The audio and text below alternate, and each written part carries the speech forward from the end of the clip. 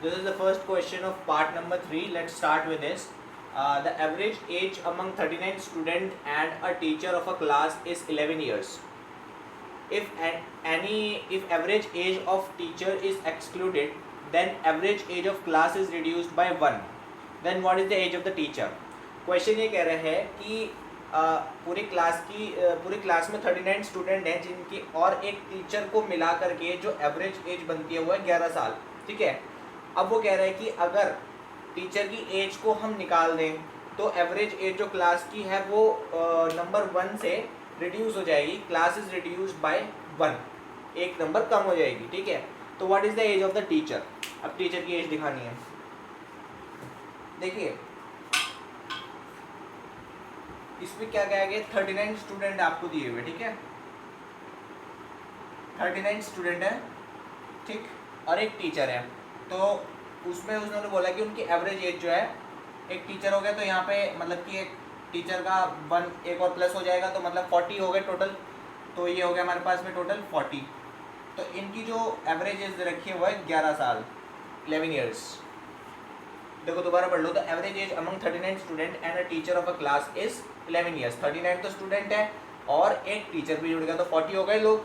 11 साल की as they रखी है. अब उसने बोला कि अगर हम जो है टीचर की एज को हटा देते हैं, एक्सक्लूड कर देते हैं, तो एवरेज एज जो क्लास की है वो 1 से कम हो जाएगी.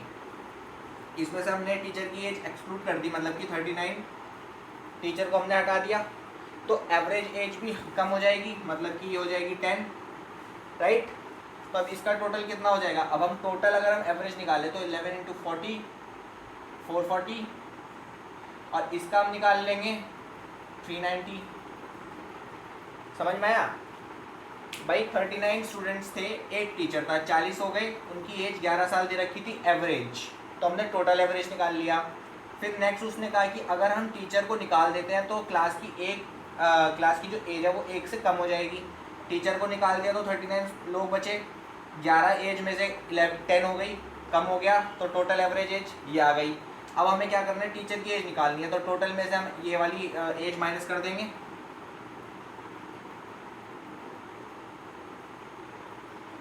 ये आपके पास टोटल एज आ जाएगी किसकी? टीचर की. ये तो पूछा था what is the age of teacher. तो टीचर की एज आ जाएगी. टोटल में से जो है आपने उस क्वेश्चन के अकॉर्डिंग यहाँ पर चेंज करा और माइनस करके आपके पास एज आ जाएगी. चलिए एक और क्वेश्चन देख लेते हैं इसके ऊपर ही, तब आपको थोड़ा अच्छे से समझ आ जाएगा ये किस टाइप्स के क्वेश्चन है.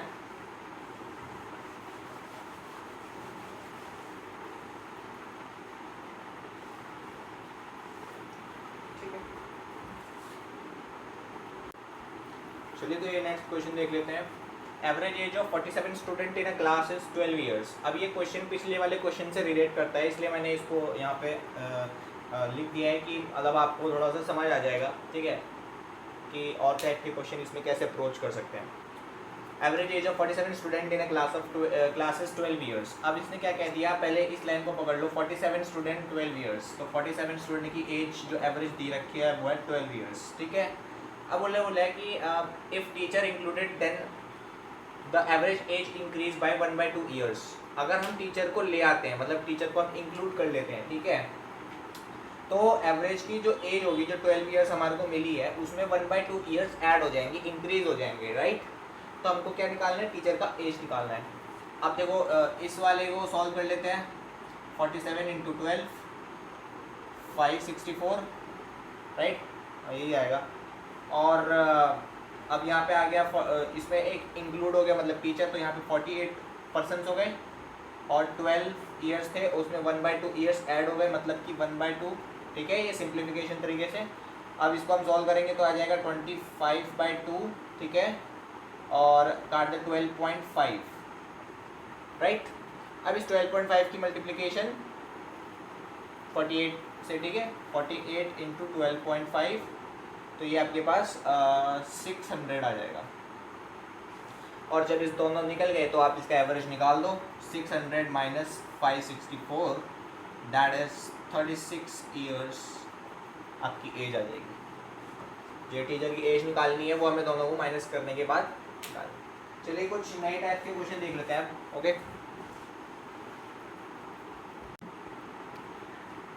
So this is the question related to the temperature of the week. Okay, तो देख लेते हैं. Average temperature of a week is noted as 32 degree Celsius.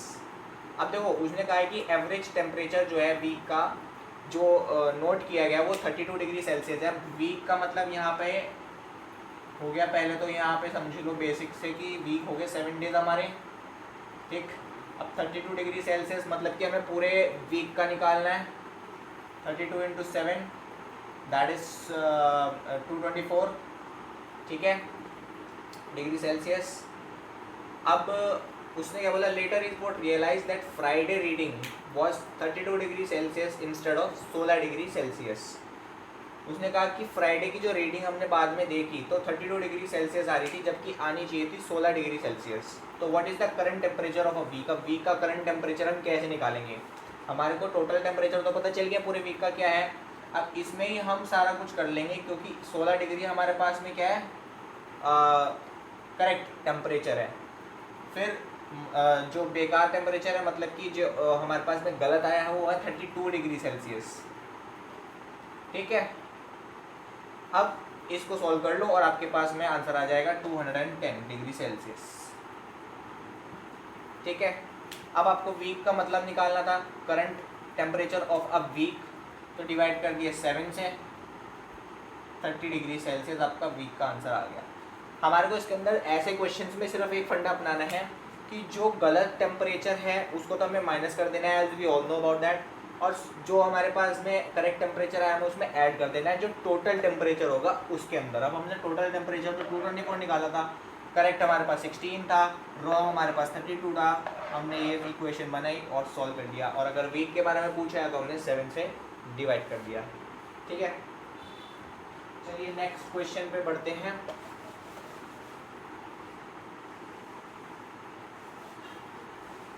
Okay. So this is the question of weight. ठीक है, ये भी same है, उसी तरीके से है पिछले वाले क्वेश्चन की तरह, बट थोड़ा इसमें वेट आ गया है तो केजीज वगैरह है, बाकी तो सेम ही रहेगा जो हम पैटर्न अपना रहे थे. पढ़ लेते हैं. Average weight of group of 50 boys is equals to 50 kg. अब यहाँ पे बोल दिया 50 बॉयज़ मतलब कि टोटल वेट हमें दे रखा है 50 बॉयज़ का 58 kg जो एवरेज है, राइट. तो हमने टोटल बॉयज़ का वेट निकाल लिया 50 into 58 kg, that is 2900 kgs. ठीक है, अब पढ़ लेते हैं आगे. It was early discovered that weight of boys was read as 45 kg. उन्होंने ये बोला कि हमने ये बाद में पता चला कि जो बॉयज़ का वेट है वो 45 kg है, लेकिन एक्चुअल वेट जो आना था वो था हमारे पास 65 kg, whereas actual weight was 65 kg. कहने का मतलब है कि ये वाला वेट गलत हो गया और ये वाला वेट आना चाहिए था जो कि ये आ गया. What is the average actual average weight. Okay, तो सिंपल जो हमने टोटल निकाला है उसमें से गलत वाला माइनस और सही वाला प्लस, ये आपके पास. ठीक है, और टोटल कितना था 50. ठीक है, तो ये आपके पास आ जाएगा 58.4 kgs आंसर. इस तरह से आपके पास सॉल्व हो जाएगा. सिंपल है कि आपको टोटल निकाल लेना है, टोटल में से जो गलत वाला है वो माइनस, जो सही वाला है वो plus, and all about that. ठीक है, फिर एक और क्वेश्चन देख लेते हैं थोड़ा अलग डिफरेंट मेथड का, क्योंकि इसमें बहुत सारे एवरेज में तो बहुत सारे मेथड्स के बन जाते हैं क्वेश्चंस, राइट. तो कुछ और क्वेश्चन देख लेते हैं. Yes, so this is the last question. इसके अंदर हम बात कर लेते हैं, कुछ सैलरी बेस्ड क्वेश्चन है. पैटर्न वही रहेगा सेम, थोड़ा सा अलग हो गया है, लेकिन आप जब सॉल्व करोगे, इसे पढ़ोगे क्वेश्चन को तो खुद ही समझ जाओगे. बहुत ही ईजी क्वेश्चन है. Average salary of 20 servant in a bank is 38,000. 20 servants की जो एवरेज सैलरी है वो 38,000 है. तो आप पहले इसे बना लो. 20 सर्वेंट्स आ गए, एवरेज सैलरी कितनी 38,000, तो एवरेज निकल जाएगा इसका टोटल का 7,60,000. ठीक है, अभी उसने बोला कि इफ़ manager salary is to be included then average salary becomes 40,000.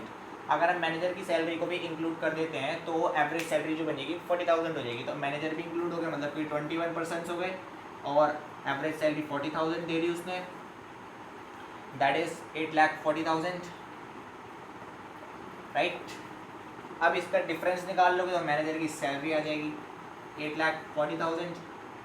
minus 7,60,000, 80,000 is the difference. ये मैनेजर की सैलरी है, राइट? चलिए मिलते हैं हमारी नेक्स्ट वीडियो के अंदर, part 4, that is for the last part. Okay, and we'll discuss some new types of new levels questions, having the easy tricks and how to solve it. I'll make you understand very easily. So see you till the next video.